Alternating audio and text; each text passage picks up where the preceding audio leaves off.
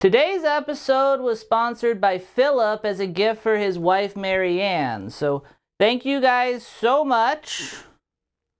And let's go ahead and get this bad boy up on the wall. Yeah. So, yeah, here it is, up on the wall. Finally. Which, speaking of, I do want to say thank you to Phillip and Mary Ann for their patience, because it took me a while to fulfill their sponsorship, and I think you guys will see what I mean when I read Phillip's special message. Okay, so Phillip asked me to say, Merry Christmas, Mary Ann. Crushing it. And he also wanted me to wish all of my viewers good health and to tell you guys to stay safe and don't forget to mask up if you feel sick. You are really helping more vulnerable folks out when you do that. That is very good advice. There's a surge. Things are still happening. I don't know why we just don't care about them anymore. But yes, wear a mask if you feel sick. So yeah, Merry Christmas to everyone watching, especially Phillip and Mary Ann. And with that out of the way, let's go ahead and start the episode. For whatever reason, I recently decided to turn my attentions towards talking about Christian movies. And while I don't plan to stop doing that, I do feel like I maybe have become a bit too laser focused. With that in mind, I've decided to broaden my horizons today and instead talk about a Christian TV show because, well, apparently those exist.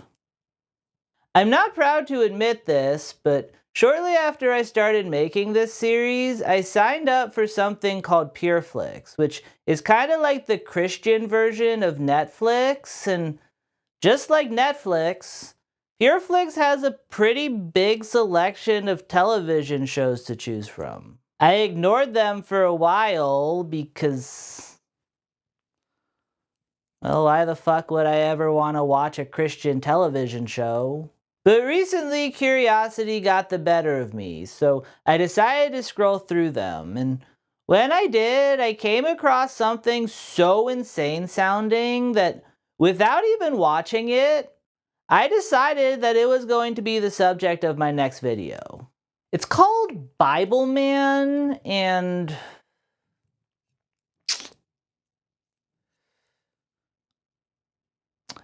actually, you know what? I'm not even going to try to describe it. I'm just going to start talking about it. So if you're like me and had never heard of Bibleman before, this is the logline. Meet the superhero who's on God's side.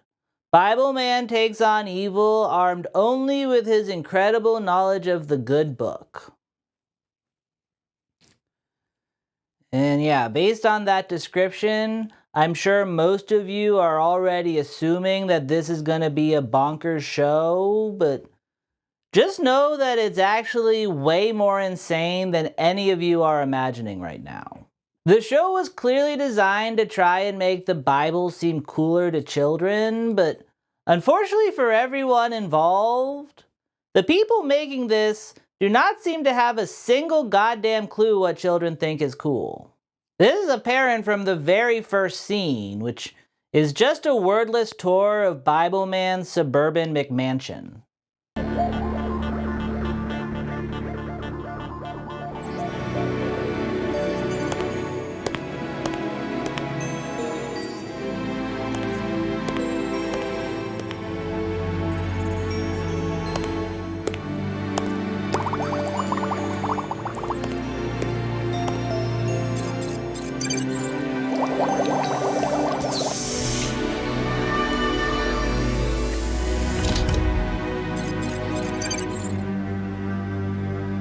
It seems to me that that scene is meant to establish Bibleman as this mysterious, impossibly cool figure that kids are going to be interested in. So it feels weird that the shots they went with were test tubes, fish tank, and weirdly ornate wooden staircase.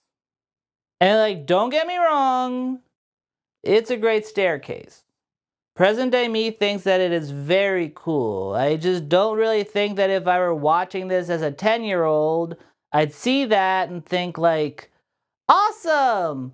Bibleman's home has a unique earthy aesthetic! Yay! This scene also gives us our first glimpse at Bibleman's mask, which is terrible. It's truly one of the worst masks I've ever seen. It's somehow extremely boring and heinously ugly at the same time, which is a very hard needle to thread. It kind of looks like bondage gear for people who have done so much bondage that it's grown stale, and so now they need to level up to something more depraved in order to feel something. And that's just the mask. The entire costume is even worse, but unfortunately we don't get to see that for a while because Bibleman doesn't show up for another 5 minutes. Which is a very long time for a TV show called Bibleman. Before we get there, we have this next scene, and before I show it to you, I want to remind everyone that I went into this knowing absolutely nothing about the show, so when I saw this actual transition, I was taken aback.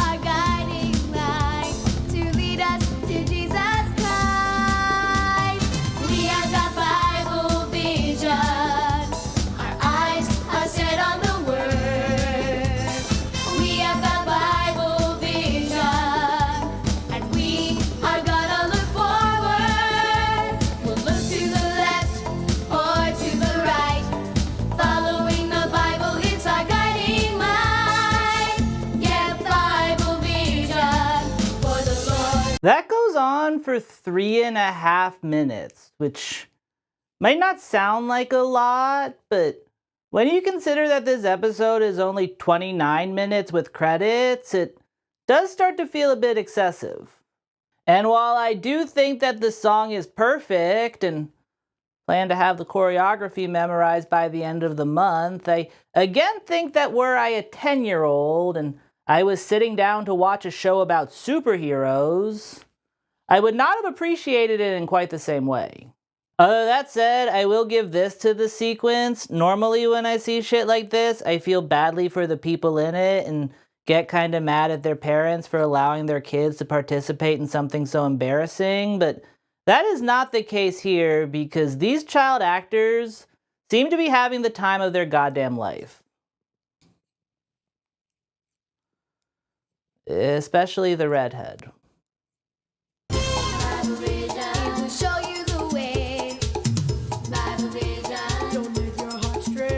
And you know, normally, if something I'm discussing has a surprise 90s era dance number in it, I would talk about that for at least 20 minutes, but there is nothing normal about Bibleman. This show goes from crazy to crazy so constantly that it almost makes it difficult to talk about because, there's never really a moment to breathe.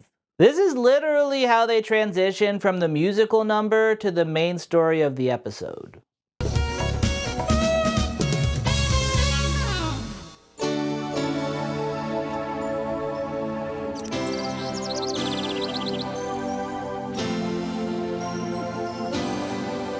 Run, yes, run, my little late one. The fun's about to start. I don't know what I was expecting to follow Bible Vision, but it certainly wasn't that. Also, I want to apologize for what I said earlier about Bibleman having the worst mask that I've ever seen, because it is a million times better than whatever that orange shit on that guy's face is. I don't know if it's made of paper mache or what, but it's weirdly chunky in a way that evokes vomit, and I personally do not enjoy looking at it. Although that said, I will say that I do enjoy his vest. That abomination is this episode's villain of the week, and his name is the Fibbler, which is not a good name. I think that the best piece of advice I have for any writers out there is that if you can't make something work, don't try to force it. The character's thing is that he makes people tell lies, so that's where the fib part comes in, and then they were also very clearly trying to allude to the Batman villain, the Riddler, so put them together and you get the Fibbler. Yeah. And for the record, I'm not saying I could do any better. In fact, I actually know that I can't because I looked up synonyms for lies to try and show them up by coming up with my own lie-based Batman villain, and the best I could do was Poison Livy. But that'll happen. Most of my day is spent trying to figure out how to make jokes work, and a lot of the time that's just not possible. But when that's the case, the thing to do is to scrap it and try to think of something else. Instead, these writers forced it, and as a result, they ended up creating one of the grossest words I've ever heard. Something about that BL sound is just so upsetting to me, you know? It's like, blah. Also, the first thing that comes to my mind when I hear Fibbler is dribbler, and I don't think that there's ever been something called a dribbler that wasn't nasty as fuck. Maybe a basketball player. And then on top of everything, it doesn't even make sense. The Riddler is called the Riddler because he does riddles. That is what that ER suffix connotes. Like I said, the Fibbler is meant to be someone who does fibs, but the way his name is constructed implies that what he actually does is fibbles. Which to my knowledge is not a thing. And honestly, even if that L didn't change the meaning of the word, the name still wouldn't make a whole lot of sense for the character because the point of him is to try and teach kids that lying is bad, but by their very definition, fibs are lies that aren't really that bad. So it very much seems to undercut what it is that I think they're going for here. I don't know why I'm still talking about this. I just really hate the name. During the musical number, we get a lot of shots of this one little girl riding her bike, and when it's over, we find out that she was actually supposed to be up there dancing with the rest of them, but she was running late. The other kids are not happy that this unsupervised 5-year-old was not punctual, so they decide to confront her. Gee, thanks for showing up. My, they look mad. Oh, they probably won't like you now. Yeah, Ashley, that's been the 3rd time this week. What's the deal, Ashley? And this is where the Fibbler does his thing, which is basically just making the little girl repeat his lies by farting them out of his mouth. I, had to take care of my mom. A 1, a 2, a 1, a 2, 3. I had to take care of my mom. Come on, Ashley.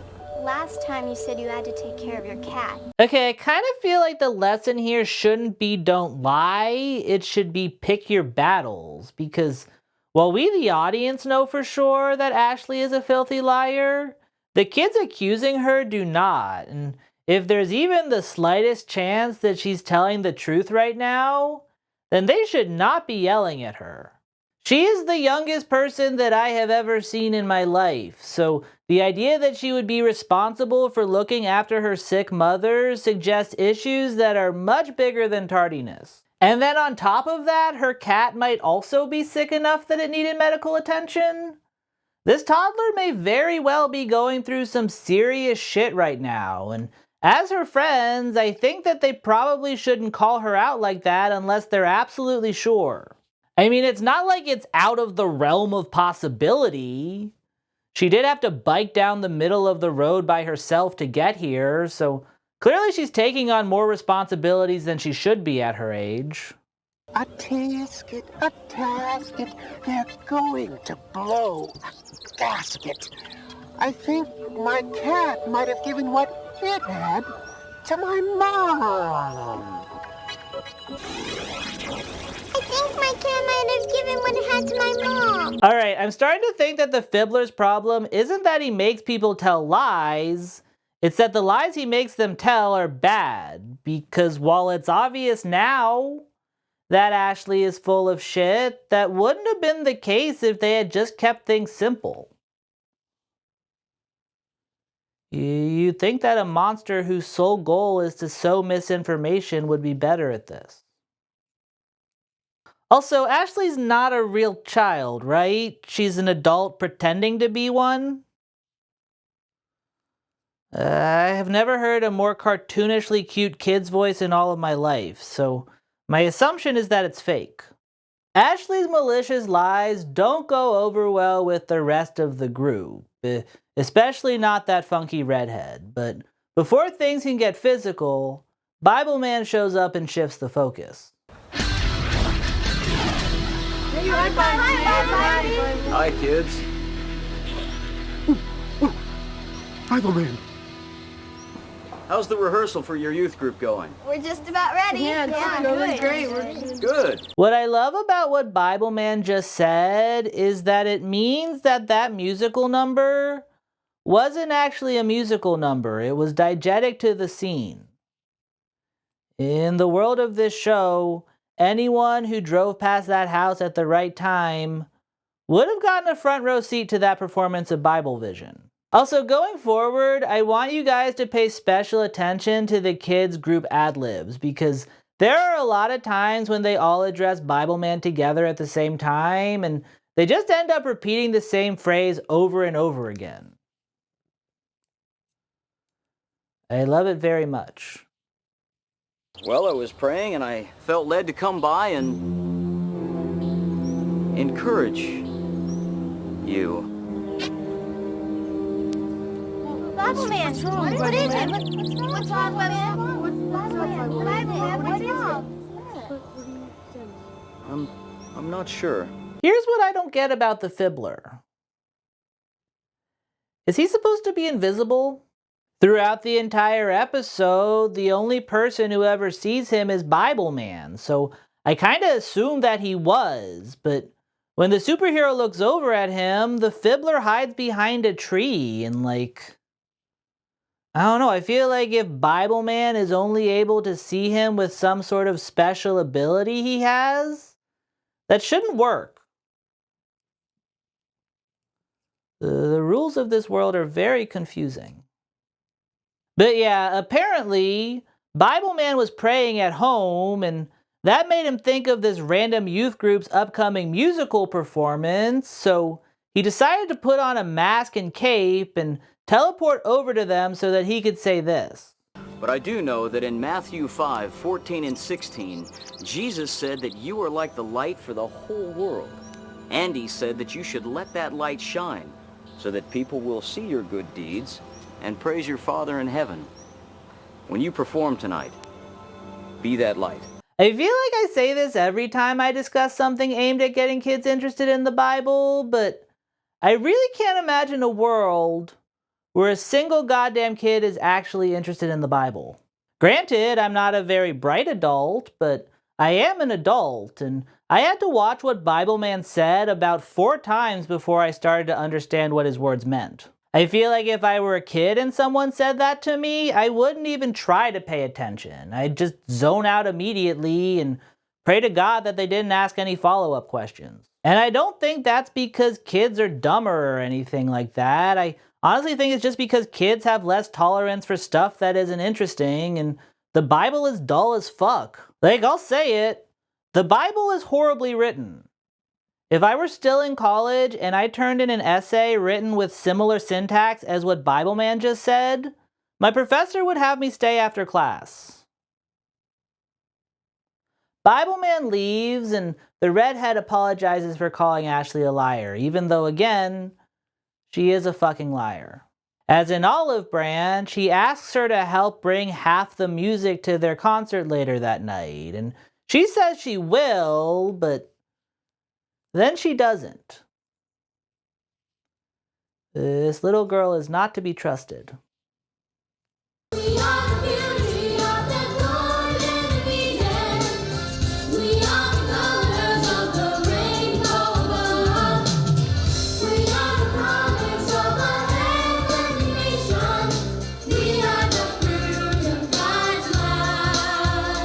What the shit is that shit? We saw these kids rehearse and they only practice one song, so where the fuck is my encore of Bible Vision? Also, that is a surprisingly large crowd for an evening performance by a children's youth group. That audience is way too big to just be their families, so it leads me to believe that some of those adults are watching for fun. And I'm not gonna say that that wouldn't be the case in real life, because I feel like it happens a lot on this series where I call something ridiculous and then people comment like, actually a lot of people in my church would have done that. What I will say though is that I have no idea how someone could find themselves in a position where they're spending their free time watching this.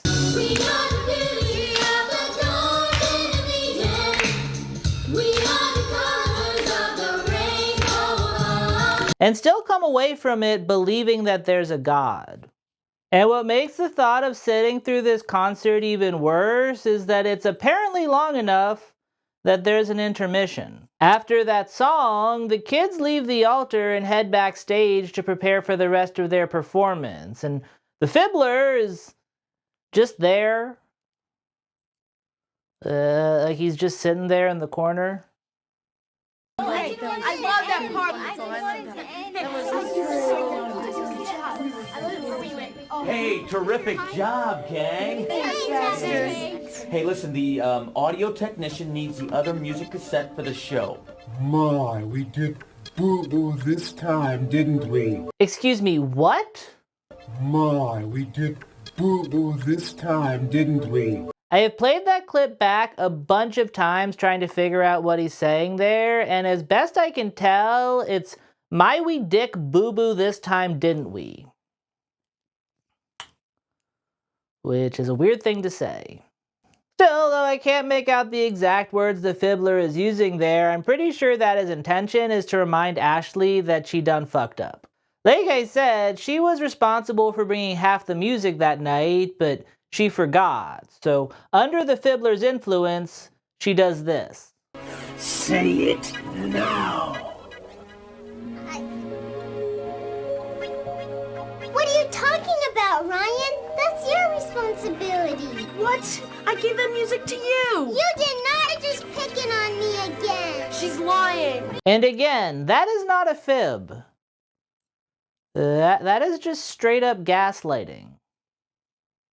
Without the music, the pastor has to tell the crowd that the rest of the show is canceled, and for some reason, the crowd seems disappointed by that.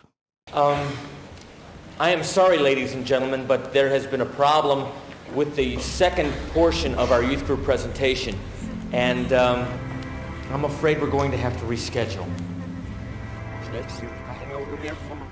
You realize, of course, that this is all your fault. Oh, your fault. I really hope the guy playing the Fibbler got to be high while he did it. That looks like it would be a really fun thing to do while you're high. For whatever reason, Bibleman has decided to attend this concert dressed in full costume, so when he spots the Fibbler getting away, he hands off the little girl he's holding for some reason and chases after him. Whoops, we don't look very cheery now, do we? We'll see you later, okay? Bye-bye, kids.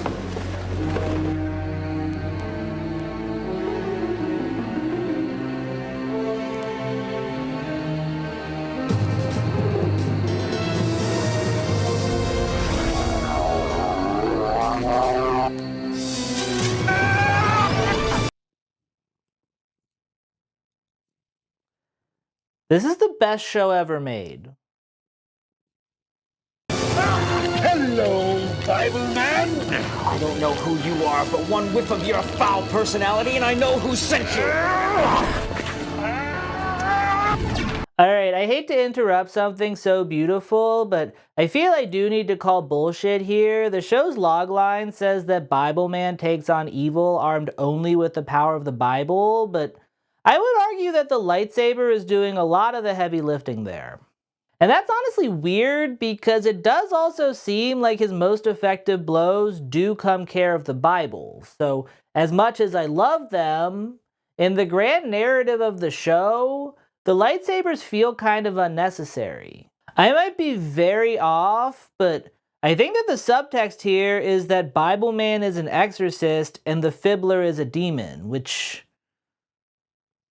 well, if that's true, then this show is both much more insane than I thought it was, and also a little bit cooler. That would explain why Bibleman is the only one who could see the Fibbler. It would explain the one who sent him that they keep alluding to, and it would explain why Bibleman is seemingly able to win a sword fight by doing this. You have no authority over me, Bibleman.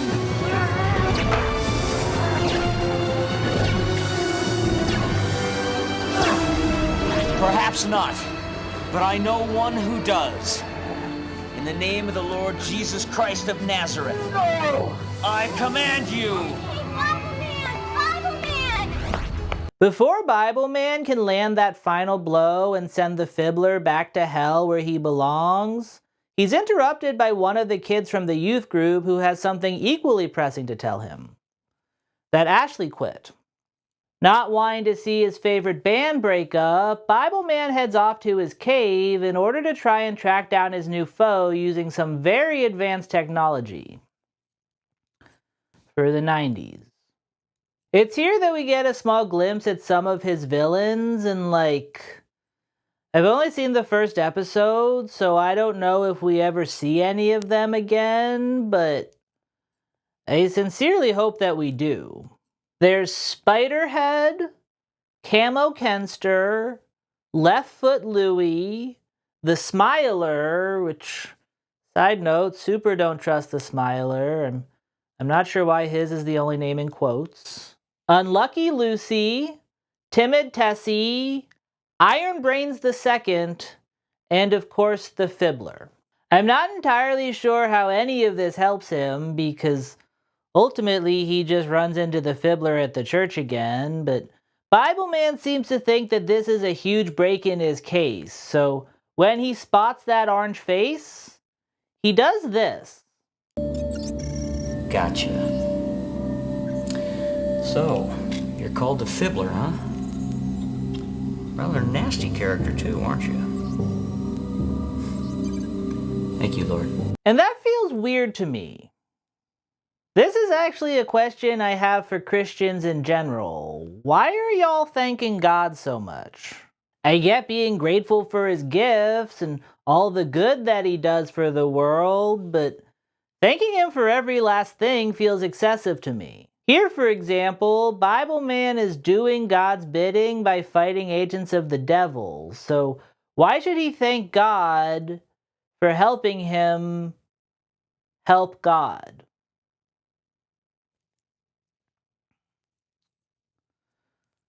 I don't know. It's one of those Christian things where if I think about it for too long, it gives me the spins. And tracking down the Fibbler isn't the only way that Bibleman does God's bidding. He also finds Ashley and does the Bible to her.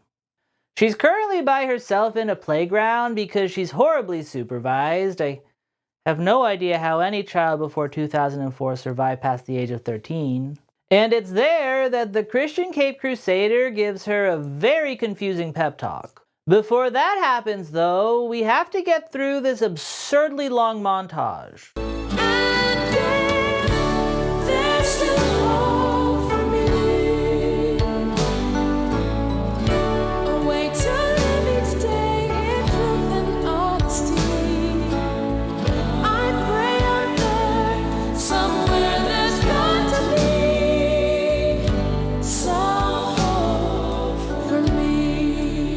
Mind you, this is all because she lied twice.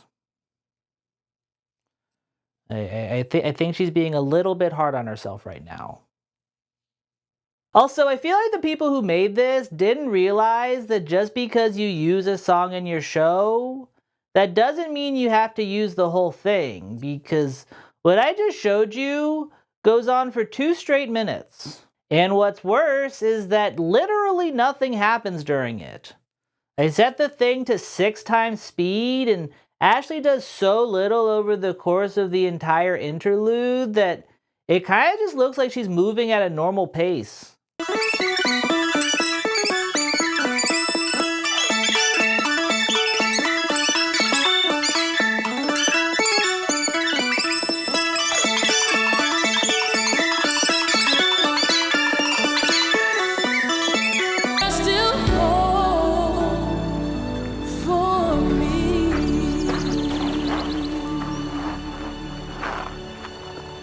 Hi.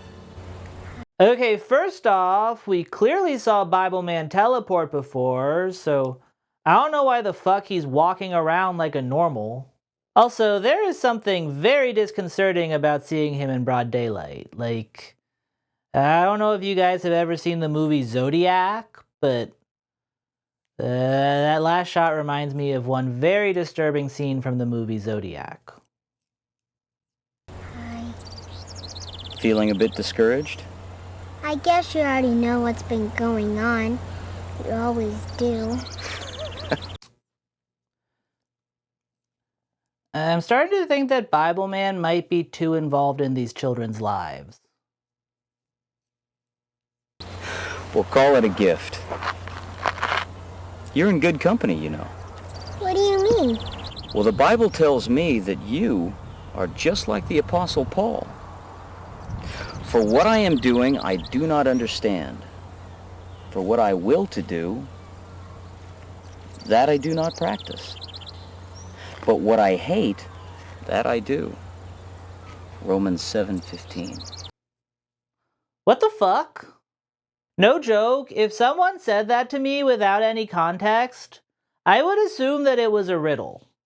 And what's strange is that Ashley seems to get exactly what he's saying. This entire scene is just Bibleman spitting weird archaic Bible verses at her and Ashley responding like a normal person, and it kind of has vibes like in Star Wars when Chewbacca would growl and then Han Solo would understand him and respond in English. No offense, Bubbleman, but I'm just a kid. Okay, maybe this will be better. I don't understand why I act the way that I do. I don't do what I know is right. I do what I hate. Boy, you can say that again. And this is honestly where the genre of let's make the Bible cool for kids starts to fall apart for me, because like, the Bible isn't cool.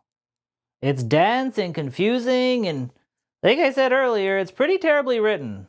Save for Jesus wept, I genuinely can't think of a single Bible verse where I heard it and thought like, yep, I totally understood every word of that. And so when I see things like this show that are trying to get people interested in Christianity by putting Bible verses front and center, I find it very confusing. That said though, I get why it happens. I was Christian long enough to know that it is hammered into you that the Bible is a good book. Like it's literally called the good book. You're taught to revere it and live by it and preach it. So, of course, when it comes time to impart one of its lessons, you're going to quote it, because why on earth would you change a word of a book that's already perfect? And I honestly think that that's to the detriment of the religion as a whole, because I think that it's one of the reasons why, in my own personal opinion, there are a lot of assholes that are drawn to Christianity. When you make something that inaccessible the center of your religion, it's bound to attract a lot less people who actually understand and connect with the teachings, and a lot more people who are willing to turn off their brain and say that they do because a lot of people around them are saying that this is the answer, and More than anything, they just want to be right. And that's honestly a shame, because for as not cool as the Bible is, it's actually pretty cool. I rag on this sort of shit a lot, but at the end of the day, I genuinely believe that Christianity's messages are pretty good, you know? Love people, don't judge, don't be materialistic. They're all winners. And the more people get bogged down in the quotes, the more the meaning behind them gets lost. And I don't know, maybe I'm wrong, but I sometimes get the vibe that the aforementioned assholes actually prefer it that way. Here they have this big, confusing tome that they can use to say just about anything that they want, and most people don't really have the wherewithal to dispute them because, like, who the fuck knows what it actually means? And when they do that, what it actually means gets lost, and that sucks because what it actually means is a lot more beneficial to society than whatever sludge is being spewed out of the assholes' mouths. That came out way grosser than I intended it to. I apologize. But that's ultimately why I don't like shit like this. Not because I hate Christianity, but because I think it's bad for Christianity. If you actually want to teach the Bible's messages, then I think you need to teach them in a way that makes them clear. And ultimately, all these confusing quotes that this show insists on using are nothing but a mask. A weird, ugly mask. Or to put it another way, I think that maybe we shouldn't have Bible vision. I hate to disagree with the song, but... And yeah, that's pretty much it. After their conversation, Ashley decides to apologize to her friends and rejoin the youth group. And though the Fibbler vows to corrupt her again, Bibleman murders him with a sword before he can.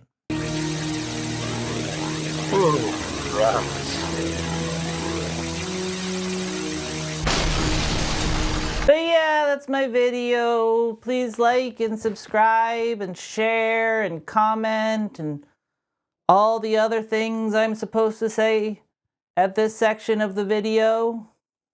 Also, if you're new here and you like this, maybe consider going back and checking out some of my other videos because, like, I don't know, if you like this, the other ones are basically just this, but with different clips in between all of my ramblings. So I think you'll like those too.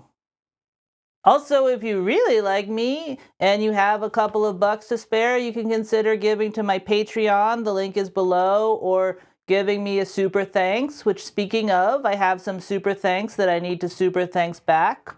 1 second. 1 second. 1 second. Here we go.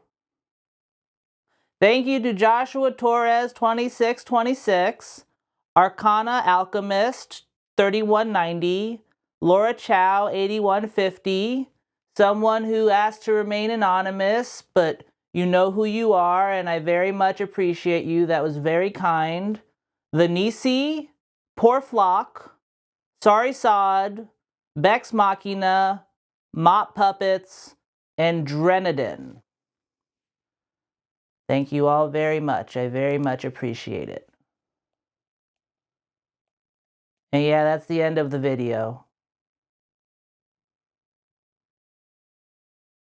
Just kidding, that's not the end of the video. I still have the one last part where my patrons' names scroll and I pose for a thumbnail. And we're gonna have to do this one quick, both because I make these too long and also because the little battery is blinking. So I don't know if this just cuts out. That's because I ran out of battery. So, yeah, it's Bibleman, so I'm gonna do my normal confused. So, like, what? What? Who is this for? What? Bibleman? Like I understand a Christian superhero, but Bibleman?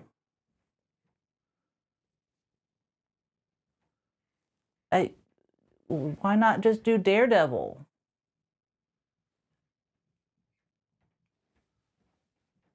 I kind of like this one. I like turning my head to the side like a confused dog. I think that's a good confused look for me. Like,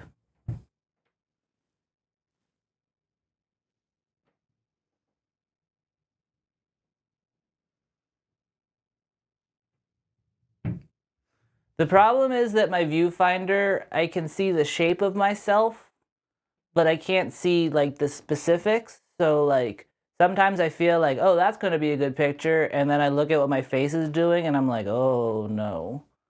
So I think it's usually when I make a big swing because my face gets all foldy and such, so I shouldn't do that. So I'll be like,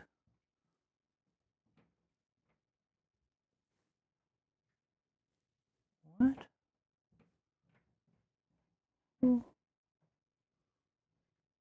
Feel like I don't know if anyone is watching The Traders, but I feel like I need to. There's someone named Parvati on there who makes a confused face. I feel like I need to make a Parvati face. So like,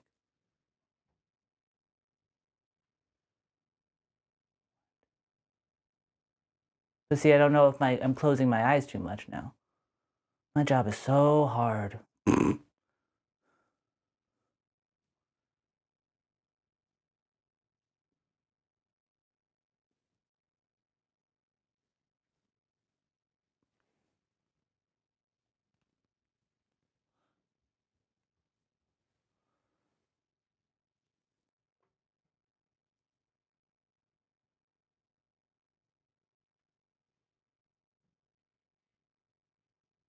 Okay, that's probably good. And my battery didn't even die, so crisis averted. Goodbye.